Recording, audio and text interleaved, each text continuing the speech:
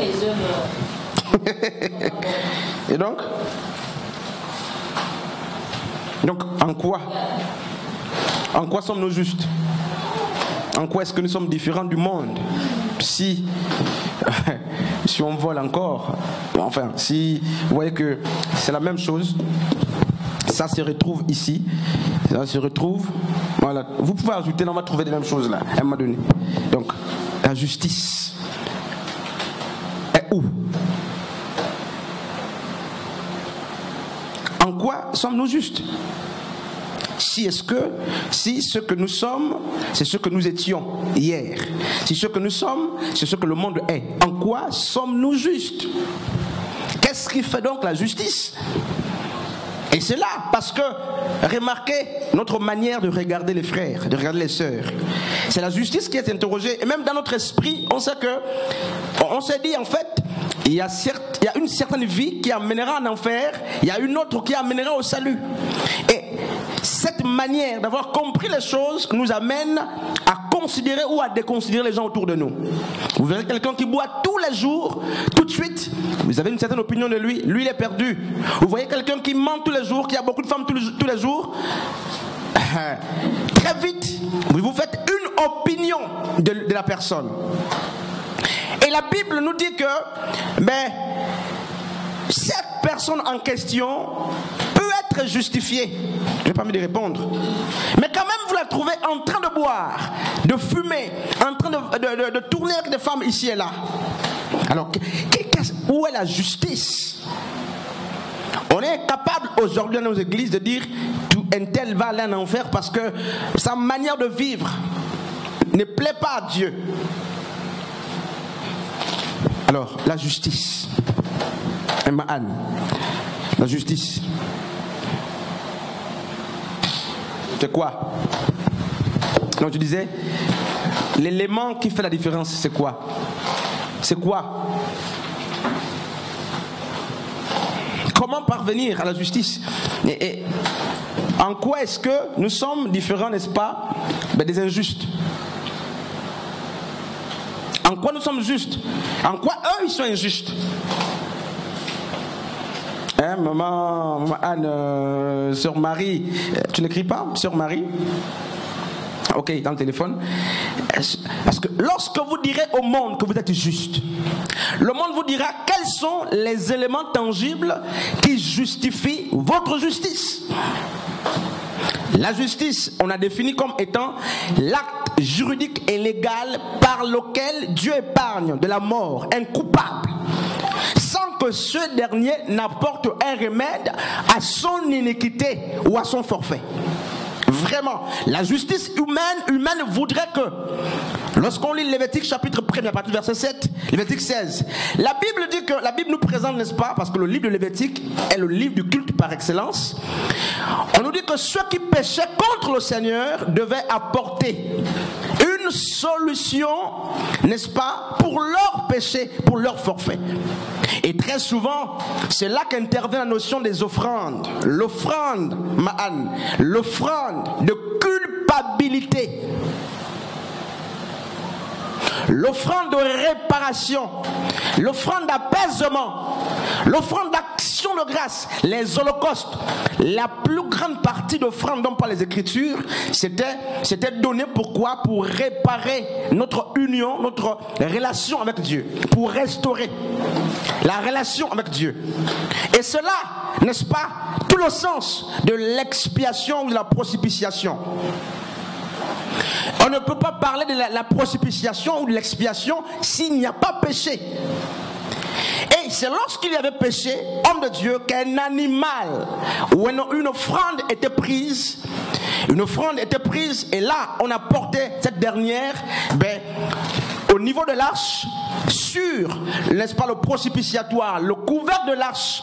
Là, la propitiation était faite en vue de retrouver la relation qu'on a perdue avec Dieu. C'était une offrande qui venait non pas pour effacer le péché. On l'a vu la dernière fois dans Romains chapitre 3 à partir du verset 25 là-bas, que ces péchés étaient pardonnés en vue de la promesse de Yeshua qui devait venir.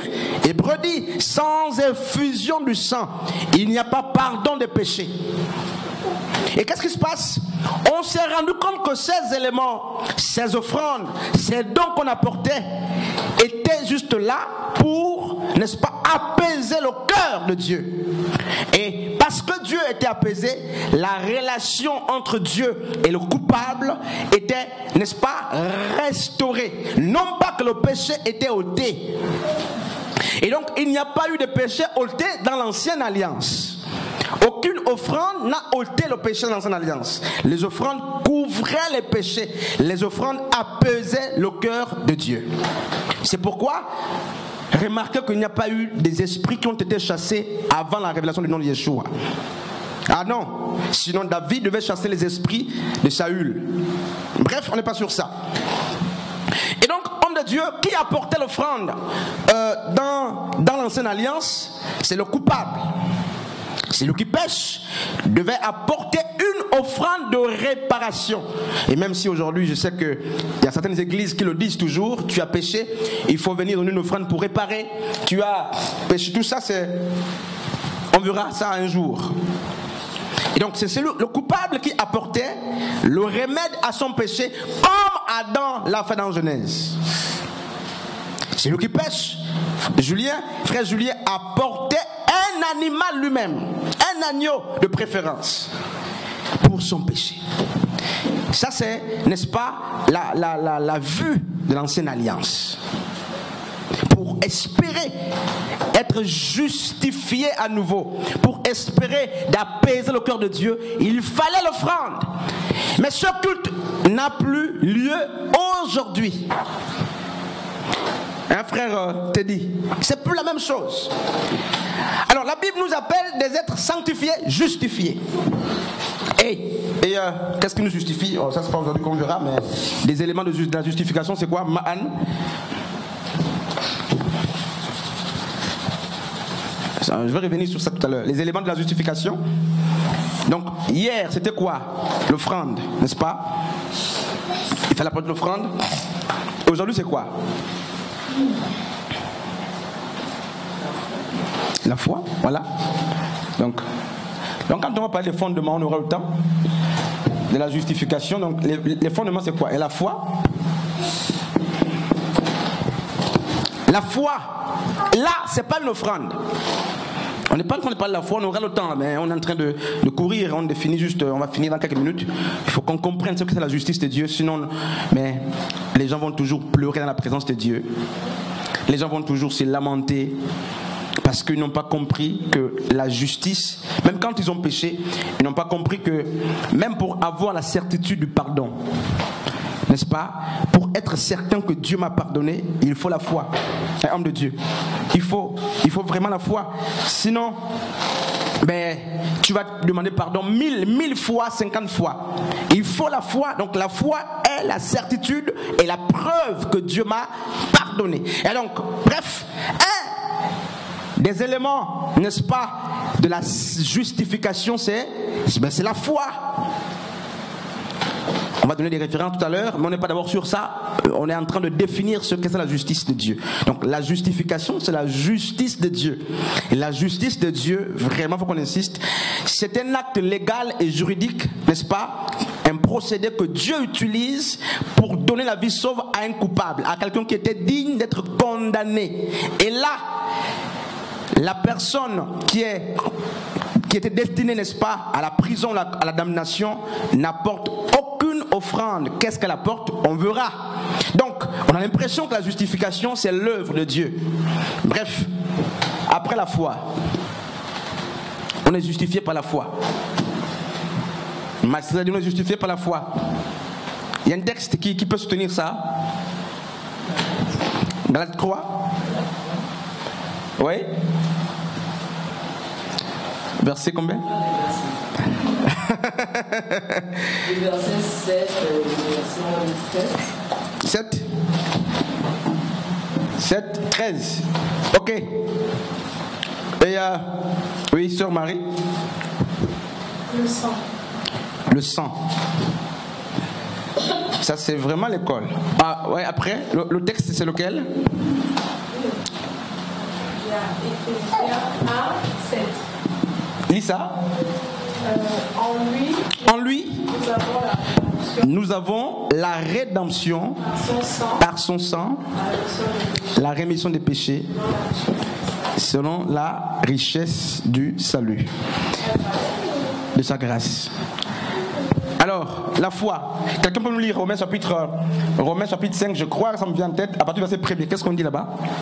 Romains chapitre 5, à partir du verset 1er. Oui.